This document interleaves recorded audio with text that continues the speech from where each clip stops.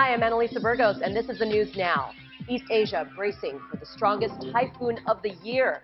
Sudolor is expected to make landfall on Taiwan early Saturday. France joins the search for more plane debris a day after Malaysia confirms a piece found last week belongs to the missing MH370. The U.S. joins ASEAN member nations in warning China over its land reclamation projects in the South China Sea. And let's begin in Taiwan, where they are bracing for a direct hit by a powerful typhoon, possibly the strongest in 3 years. It has forced the evacuation of more than 2,000 people. Well, over in the U.S., presidential election fever is heating up a notch today. All 17 candidates of the Republican Party are battling in the first round of debates. And the top 10, based on poll average, are now slugging it out in Cleveland for their primetime showdown. Now, who's ahead so far? Let's ask our U.S. correspondent, Nick Harper. Nick, is it all about Trump? So far, it seems to be, yes. We're just 10 minutes into this 2-hour debate. A lot of social media interest about that one word that he said during the course of his debate.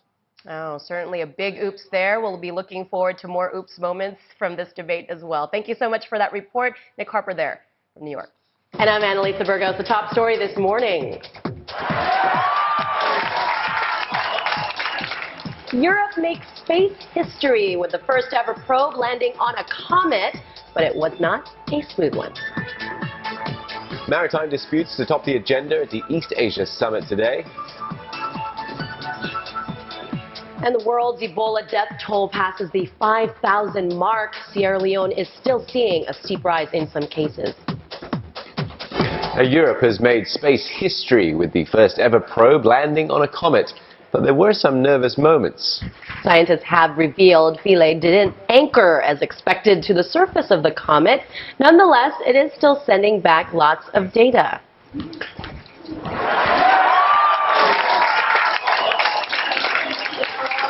Philae is talking to us, more data to come. Scenes of jubilation at the European Space Agency in Germany, but it's not quite mission accomplished just yet. A woman has died and 15 others hospitalized after what reports said were botched surgeries. Over the weekend, 13 women lost their lives at another state-run camp, with more than 60 women still in the hospital. Both incidents happened in the state of Chhattisgarh, and public anger is quickly boiling over.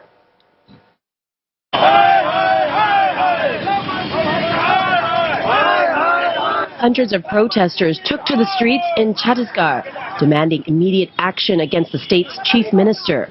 They smashed vehicles and entered schools, destroying property. The protesters accused the minister of pushing the poor towards death, but the local government denied any responsibility. It blamed the deaths on doctors' negligence. हमने कड़ी कार्रवाई की है, doctor के खिलाफ criminal case किया है, CMO, BMO, state head, इन तीनों को निलंबित किया है और ये सारे प्रकरण की जांच के लिए हमने एक कमेटी बनाई हुई है. In the capital of New Delhi, a demonstration targeted the headquarters of the ruling Bharatiya Janata Party. The angry protesters were from the women's wing of the opposition Congress Party. थोड़ी भी अगर शर्म हो राज्य शासन को तो अमर अग्रवाल जो हेल्थ मिनिस्टर है उनको तुरंत इस्तीफा देना चाहिए अपनी जवाबदारी को समझते हुए और गैर जिम्मेदाराना बयानों के लिए और हेल्थ मिनिस्टर को बचाने के लिए रमन सिंह को इस्तीफा देना चाहिए. Deaths due to sterilization are not new in India, where over 4 million procedures were carried out over the past year. The government had previously paid compensation for such deaths, but the money means little to the family who have lost their loved ones. हम तो चाह रहे हैं वो उस doctor को जिसने यह दुष्कर्म किया है, कुकर्म किया है या साला जो भी भाषा उसके ऊपर इस्तेमाल किया, जिसने भी ये कार्य किया है, वो अपने जीवन में कभी भी कहीं भी रहे, वो कहीं भी सुख से सो नहीं पाए. उसके साथ भी यही घटना घटे तब उसको मालूम चलेगा कि परिवार में जब अपने बीच क्या जाता है. I'm Steve Lai. And I'm Annalisa Burgos. The top story this morning, two of the world's most powerful people, Chinese President Xi Jinping and U.S. President Barack Obama, get set for formal talks today on ties, tensions, and territorial claims. Here's now, everyone's heading to Myanmar for the ASEAN Summit in East Asia. What else do you think the Americans and Mr. Obama can provide to Myanmar to get the reforms in place? Not much.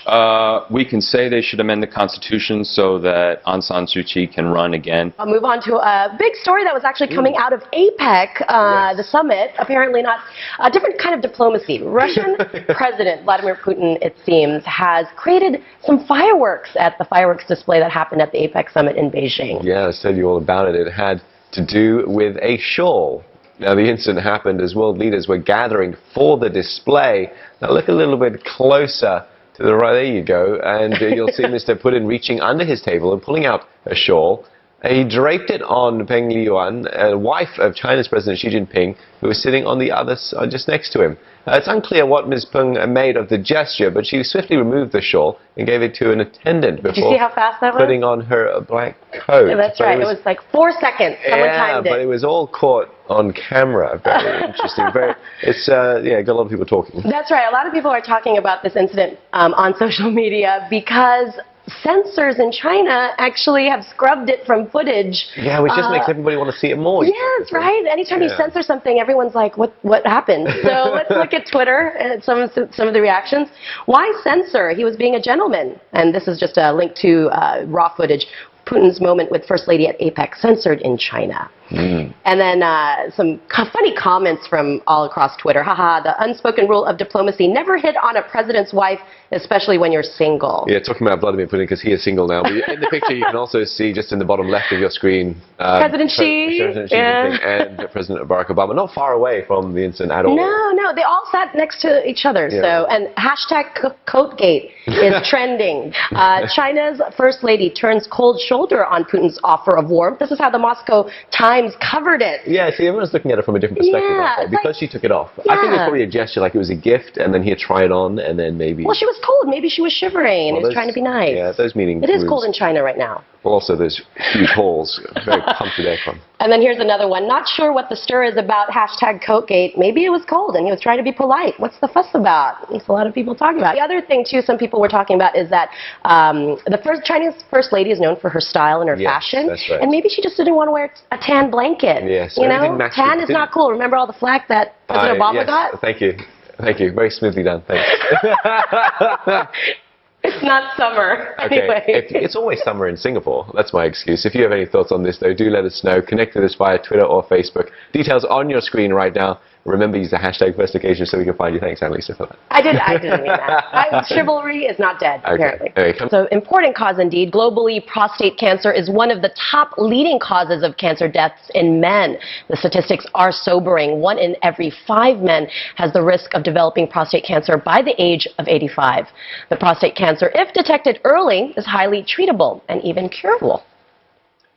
Yeah, so here to tell us more is Dr. Henry Ho. He's a senior consultant urologist at Singapore General Hospital and also the chairman of Singapore's Cancer Society's Prostate Cancer Survivorship Program. And we are also joined by TV personality and cancer survivor PJ Roberts. He's also supporting the Movember movement. And I guess we can see a little bit of the effort there, right, PJ? The moustache is coming through. I'm trying very hard. It's a very, very humbling experience being a part of this. The fair skin is... Does it kind of determine how manly you are? No, it's got nothing to do with that. Nothing to do with it? I certainly hope not, because I wouldn't be very manly by the poor attempt. It's very prepubescent at the moment. And it's not getting much better, to be honest. Keeps you young, keeps you young. That's Anyway, right. let's get started. It looks like the Grey Goose. Celebrity chef Gordon Ramsay is hungry to expand in Asia. He was in Singapore this week to open his second restaurant in the region, Bread Street Kitchen at the Marina Bay Sands. He opened the first one in Hong Kong last fall. So let me introduce you to Chef Cuisine Sabrina. Okay. One of the most talented females anywhere in Singapore. Sabrina? Hi. You good? Is he nice to you? He doesn't yell at you, does he? Like, you can tell me. She yells at me.